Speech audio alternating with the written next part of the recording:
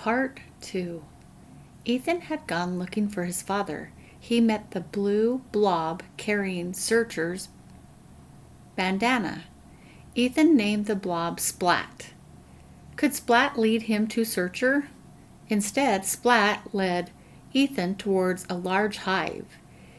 Ethan found a crate of pandu pods nearby. Splat tried to pull Ethan back towards the hive, but one of the pods shocked Splat.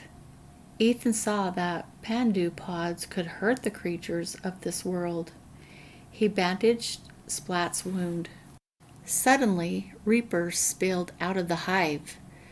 As the beasts surrounded Ethan, Splat tried to signal that Ethan was a friend, but they didn't listen.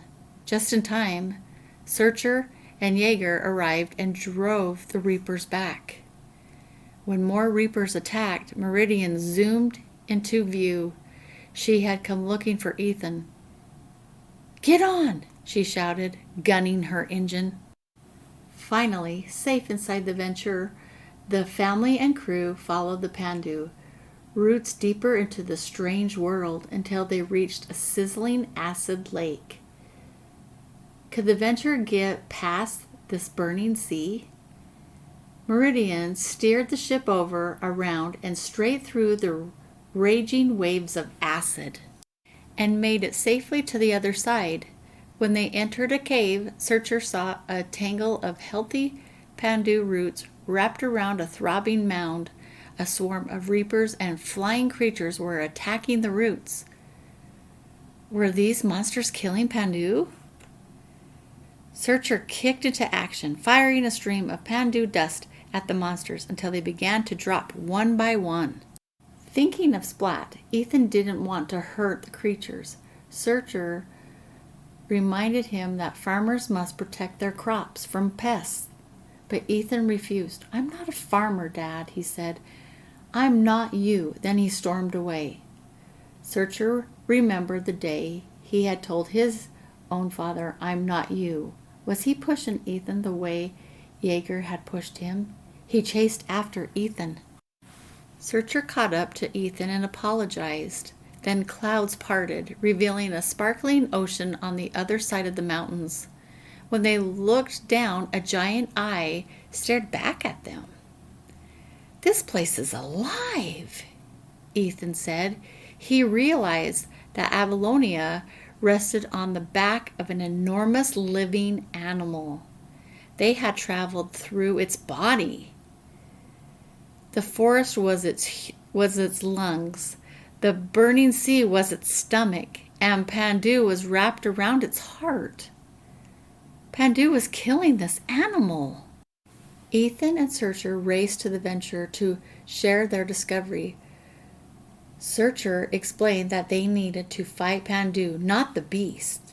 They had to dig a hole in the root and allow the creatures to destroy it from within. Together, Searcher, Ethan, and Splat rode on the back of a winged creature towards the root. Meanwhile, Jaeger hopped on a skiff and flew to see what was beyond the mountains. But soon he turned around. He knew Searcher needed him. Ethan and Splat summoned the reapers as Searcher dug into the pandu root. A bolt of energy knocked Searcher off his feet. Jaeger saw that Searcher was struggling and joined the fight. "Let's get to work," he told Searcher. With one final strike, they exposed the root's delicate insides. Lightning struck both men, who fell to the ground, while reapers swarmed into gashes they'd opened. Jaeger got up. Searcher did not. When Searcher opened his eyes, he heard the thump-thump of an enormous pounding heart. The animal was alive, thanks to him and Jaeger. It was time to return home, but first, Searcher wanted to show Jaeger the world beyond the mountains. Jaeger sighed happily as he gazed out at the vast sea.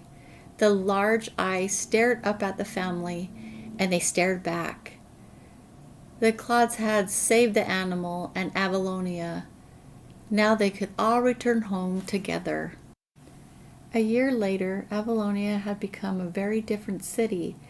The townspeople now relied on the wind and sun to power their homes and vehicles.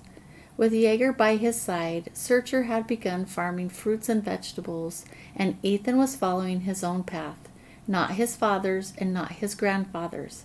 He was exploring in his very own way at last. Hit the like button if you liked how I read this book. I hope you enjoy the show. Bye.